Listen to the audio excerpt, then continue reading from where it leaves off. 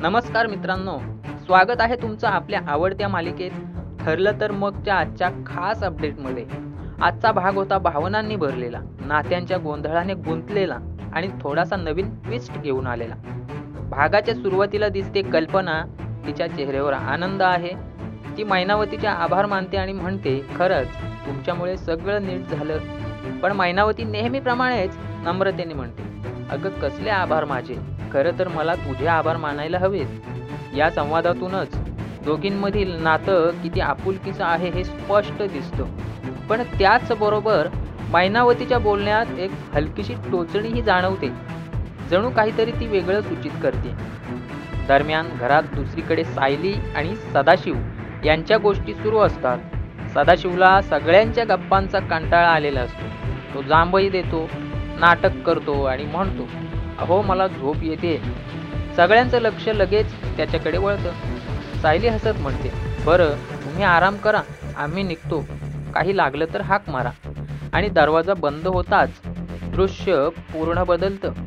मैनावती आणि सदाशिव दोघेही एकदम पसरतात, जणू काही सगळं जग जिंकलंय असं त्यांना वाटतं. मैनावती मग विचारात म्हणते, हो काहीही म्हणा, पण काही माणसं सोन्यासारखी असतात आणि आपली श्रीमंती पण सोन्यासारखीच आहे. ती स्वतःच्या आयुष्यातल्या सुखसोयींची मोजणी करताना आनंदाने म्हणते. स्वतःची खोली, मऊ गादी, गारगार एसी, आता आपले वाईट दिवस संपले. सदाशिव हसत म्हणतो, हो, आणि आपले चांगले दिवस बबलीच्या घरातच सुरू झाले. मैनावती लगेच चिडते, अरे सारखं बबली बबली नको म्हणूस रे. दरम्यान सायली आणि अर्जुन यांच्यातील नातंही हळूहळू नवे रंग घेतय. सायली काहीशी विचारात आहे, तिला काहीतरी समजतंय पण ती सांगत नाही. अर्जुनला जाणवतं की काहीतरी बरोबर नाही. तो विचारतो, सायली तू इतकी शांत का आहेस, काय झालंय? सायली नजरेने टाळते, पण तिच्या मनात विचारांचा गोंधळ आहे. ती मनात म्हणते, मीच त्यांना सांगितलं की जागरण करायचं नाही, पण आता वाटतं मी चुकले का? सायली झोपायचा प्रयत्न करते, पण तिच्या डोळ्यात झोप नाही. अर्जुन तिच्या जवळ येतो आणि हळू आवाजात म्हणतो, अहो रातभर जागायचं नाही, झोपा आता, नाहीतर मी रागवीन बरं. सायली हसते, पण तिच्या डोळ्यात चिंता आहे. ती म्हणते, मी तरी काय करू, माझा आनंद पोटात मावत नाही. या दोन ओळींमधून त्यांच्या नात्याचं प्रेम आणि अस्वस्थता दोन्हीही दिसतात. त्याच दरम्यान दुसरीकडे प्रिया आणि अश्विन यांचं संभाषण सुरू आहे.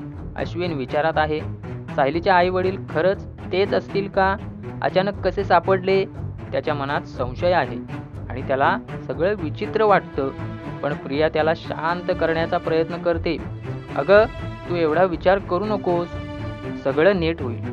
पण तिच्या मनात मात्र काहीतरी वेगळं आहे. ती मनाशी म्हणते, हा अश्विन फार विचार करतो, पण आता खेळ माझ्याच हातात ठेवायचा.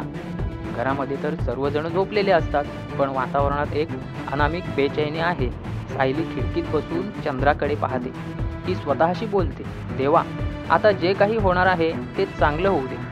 अचानक स्वयंपाक घरातून आवाज येतो, अरे यार भूक लागली का? मैनाबाई म्हणते, हो मला पण घरात कोणीच दिसत नाही. तिचा आवाज रिकाम्या घरात घुमतो आणि दृश्य मंद प्रकाशात थांबतं. कॅमेरा सायलीच्या चेहऱ्यावर येतो. तिच्या डोळ्यात काळजी आहे. पार्श्वभूमीत मंद संगीत वाजतं आणि स्क्रीन काळी पडते. तर मित्रांनो, सायलीच्या मनात काय चाललंय? अर्जुन आणि प्रिया यांचं पुढे काय होणार?